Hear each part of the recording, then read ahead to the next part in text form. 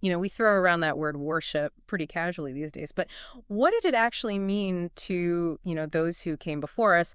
You've brought us the Urantia book to kind of unpack this very question, and I have a feeling we're about to uncover some surprising insights into the roots of religious experience. It's fascinating, isn't it? We often think of worship in terms of organized religion, Mm-hmm. but the Urantia book takes us back further to a time when, our ancestors were just starting to grapple with the world around them. We're talking about the very dawn of spiritual impulse. Okay, so unpack that a little bit. So we're talking free temples, pre-scriptures even before, like the idea of gods and goddesses as we now kind of know them. Exactly. Imagine a world where every sunrise, every storm, every animal encounter was a mystery waiting to be unraveled. Our ancestors were driven by a primal need to understand these forces, to find, some kind of order in the chaos. It makes you think about how central that need to understand, to find meaning is to like the human experience. And the Urantia book suggests that one of the earliest ways we tried to do this was through the worship of, stones. That seems surprisingly, I don't know, basic. It might seem basic to us now, but imagine being an early human and witnessing a meteorite crashing to Earth. It would be a powerful, even terrifying display of an energy you couldn't begin to understand. The Urantia book points to this as a key example of how the worship of stones, particularly meteorites, emerged. He's like, okay, whatever just happened, I don't want that to happen again. Maybe if I show this rock some respect. Precisely. It's about seeking favor, protection, trying to appease forces beyond your control. And what's interesting is that the Urantia book highlights how these very basic forms of worship, as primal as they seem, still resonate today. It mentions the Kateri people who continue to worship stones even in the modern era. Yeah, it's a powerful reminder that these ancient impulses, these ways of connecting to something bigger than ourselves, haven't entirely disappeared.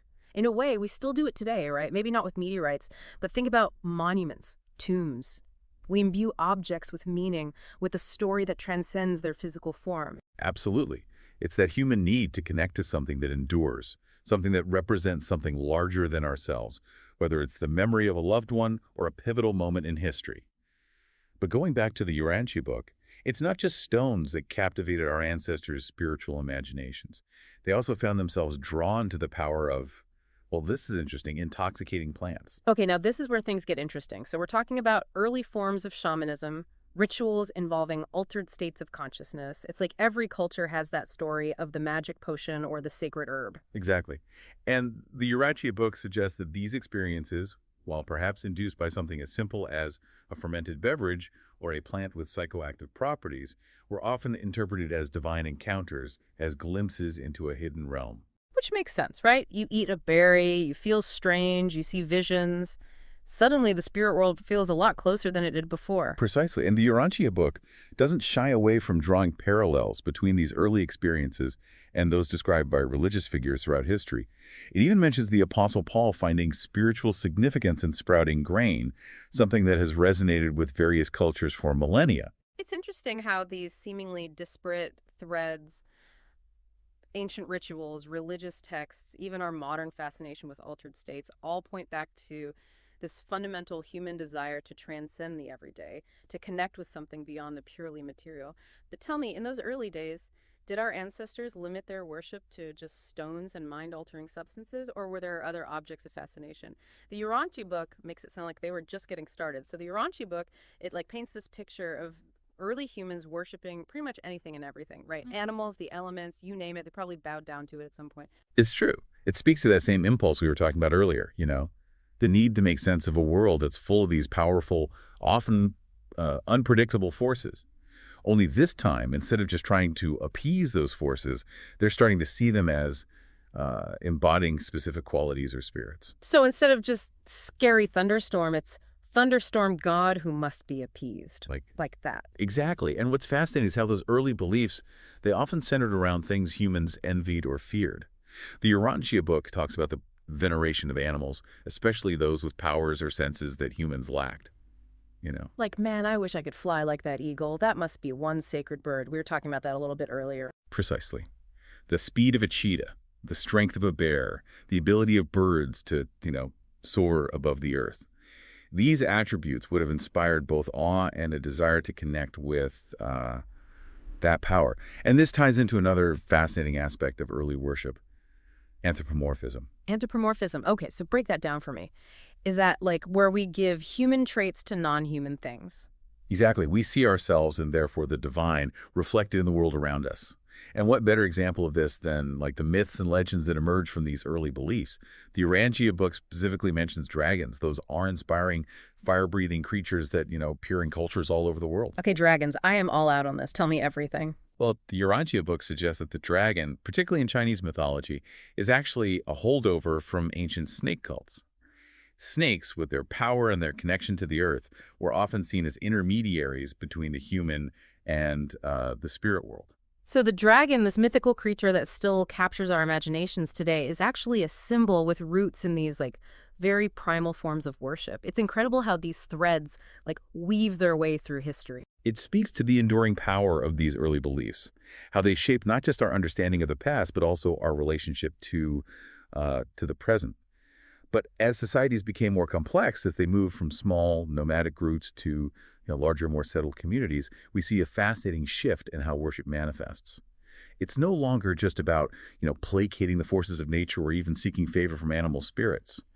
The Urantia book describes a move towards something new, the emergence of ghost gods. Ghost gods. Okay, now that's a term I haven't heard before. This is where we leave the realm of the tangible and start venturing into the, shall we say, more metaphysical. Exactly.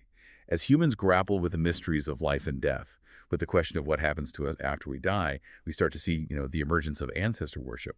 The dead are no longer just gone. They become a presence, a force to be reckoned with. It makes a lot of sense when you think about it. These are people who were once part of the community, who held knowledge and experience. It's natural to want to honor them, to seek their guidance even in death, I think. And perhaps also to fear them, to worry about what might happen if they're not properly respected. The Urantia book suggests that this fear played a significant role in the development of rituals and practices designed to appease the spirits of the dead. So we've gone from rocks and rivers to the great beyond. But what I'm really curious about is how this idea of ghost gods, of ancestor worship, might have shaped the development of like more complex religious beliefs. Is that something the Urantia book delves into?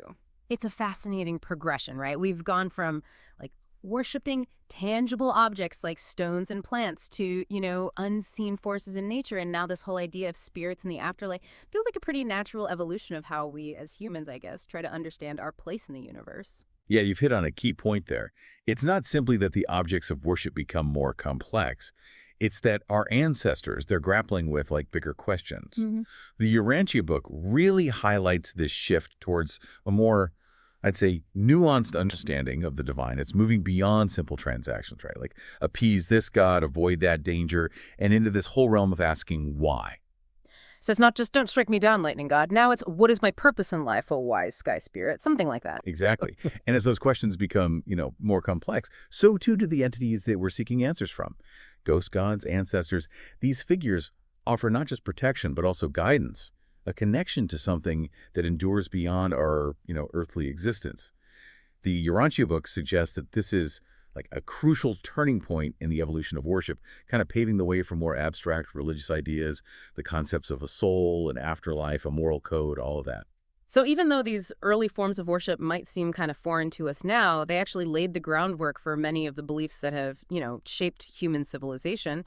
But what I'm curious about is how the Urantia book explains this leap from, say, honoring your ancestors to developing these like complex theological systems. How do we bridge that gap? That's where things get really, really intriguing. The Urantia book introduces this concept of adjutant spirits, which I know might sound a little... A little out there. Like, are we talking about ghosts? Maybe a little, but stick with me. The Urantia book uses this term to describe what it sees as an inherent human capacity for spiritual understanding. It's not about, like, supernatural beings kind of dictating beliefs, but rather this idea that, we're hardwired with this desire to connect with something, larger than ourselves, something transcendent. So it's less about like specific deities or, rituals and more about acknowledging that drive within us, that yearning for something beyond just like the material world.